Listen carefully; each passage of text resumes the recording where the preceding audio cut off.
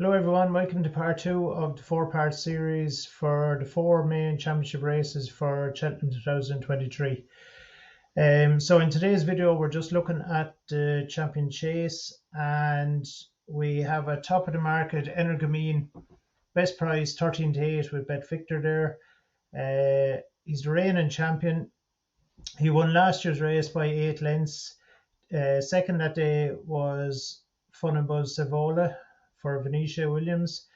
And like last year's Champion Chase, if you can remember, the heavens opened on the day. Like they watered overnight to make a safe ground, and then it just lashed rain all day, and it ended up being nearly heavy ground. So it did.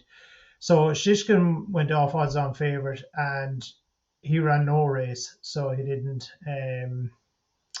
He was back after two fences, and it was actually great to see him back now. He was very impressive there the last day, and he'll be a massive player in the Ryanair, so he will stepping up in trip. But so he ran no race. Then you had Cashin Poursois, who I thought was just a year past it really, and I think his form is better at Leopardstown and Punchestown than it ever was at Cheltenham. But anyway, but he fell, so he did halfway around, and it just caught up, so it did. And it wasn't a good Queen Mother. It ended up being a very poor Queen Mother Champion Chase, so it did. This year's one looks stronger. So you have Energamine up there as favourite. Edward Stone, like you'd almost say he's the young pretender, but he's a 9-year-old. It's just his first season in open company.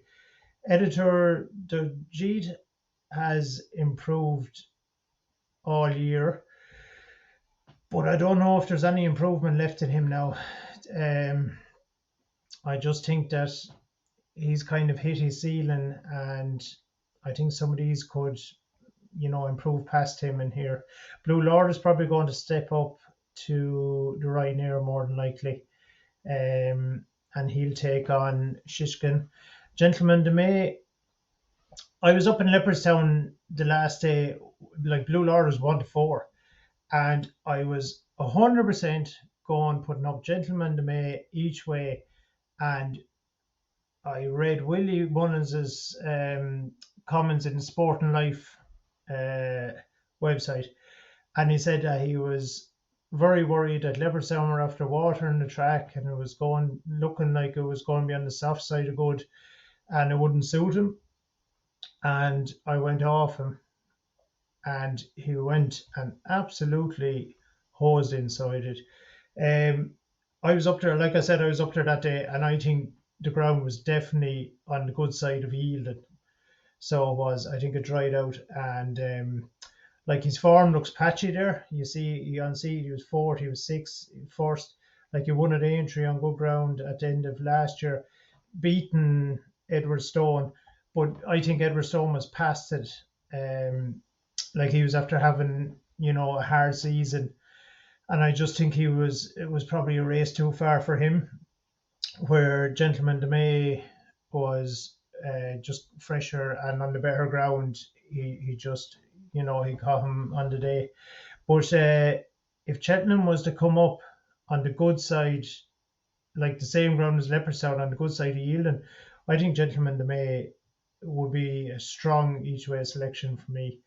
Nuba Negra goes well fresh, but like I think he's, best form was a couple of seasons ago, to be honest. Like I was trying to find one for an each way alternative at a price, but like I can't. I'd be disappointed if Nuba Negra really was ahead of the first three in the market there, or Gentleman de Me, especially on good ground. Funnable Savola, even though he came second last year, won last time out. I don't think he's up to this, and he's so low at a few of his fences. Like I can see him absolutely nailing a fence and falling or making a serious error, because God, I don't know how. Like last year, I think it was the water fence. If you look back at it, he absolutely fell through it. So he did. Now he stayed up, but if he makes a mistake like that on one of the other fences, there's no way he'll stay up, and they'll be going so fast. Now he's a speedy horse, but I couldn't have him anyway. Grenadine 170 rated. I think his track is just Sandown and that's it. Now I know he's ran placed here before, but I don't think I don't think he's good enough. So he is on this track anyway. Casham Poursois was a brilliant horse a couple of seasons ago. I put him up for a Punchestown against Energamine, and Energamine just absolutely, I think he won by 8 lengths or something. But I was there that day as well, and he just, Casham Poursois is in his twilight now. He brilliant horse, brilliant in Leopardstown, brilliant in Punchestown. Like there was always even question marks in his peak at Cheltenham getting up that hill really, but he's just in his twilight years now. Captain Guinness, I just don't think is good enough, and Course Sublime, I don't think is good enough either. So depending on the ground, if the ground comes up good to soft, I will be with Energamine, Edward Stone, and Editor Dajit. I know that's totally unoriginal, like first three in the market. Usually I try and stay away that from there altogether, but it's just the way it is now in this race. Blue Lord, like if he was to go here and it came up soft heavy, you'd give him some kind of an each way chance, because Gentleman to me you give no chance because he just won't handle that ground, so you wouldn't. The likeliest winner, if I was just doing win only, if you put